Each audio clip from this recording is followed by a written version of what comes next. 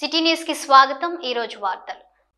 చందుర్తి మండల కేంద్రంలోని బస్టాండ్ ఆవరణలో శుక్రవారం రాజన్న సిరిసిల్ల జిల్లా కాంగ్రెస్ పార్టీ ప్రధాన కార్యదర్శి గొట్టే ప్రభాకర్ ఆధ్వర్యంలో అంబేద్కర్ వర్ధంతి వేడుకలు నిర్వహించి ఘనంగా నివాళులర్పించారు।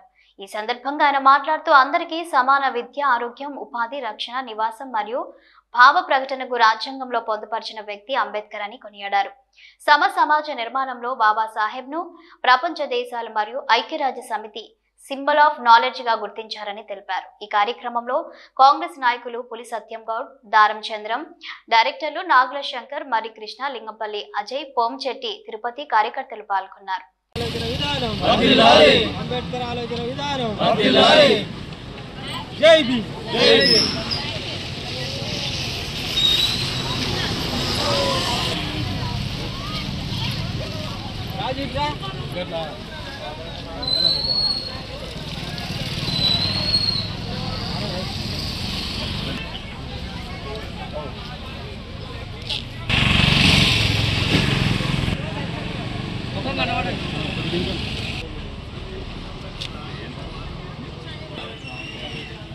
ఇప్పుడైనా చేస్తాం మళ్ళీ పడగొట్టినట్టు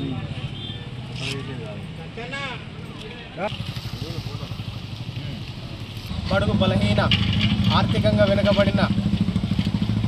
వెనుకబడిన అగ్రవర్ణ పేదలకు కూడా ఈడబ్ల్యూఎస్ ద్వారా రిజర్వేషన్ ఇచ్చి ఈరోజు వాళ్ళు ఉద్యోగ, రాజకీయ, ఆర్థిక ప్రయోజనాలు పొందుతున్నారంటే దానికి కారణం విశ్వమేధావి డాక్టర్ బిఆర్ అంబేద్కర్ అని చెప్పక తప్పదు। కాబట్టి ఈరోజు చందుర్తి మండల కేంద్రంలో ఆ మహనీయునికి వర్ధంతి సందర్భంగా ఘనమైన నివాళి ఘటిస్తూ ఈ సందర్భంగా వారికి ఘనమైన నివాళిని చందుర్తి మండల కాంగ్రెస్ పార్టీ తరఫున అర్పిస్తూ ఉన్నాం। ఈ కార్యక్రమంలో పాల్పంచుకున్న పెద్దలందరికీ నా యొక్క ధన్యవాదాలు।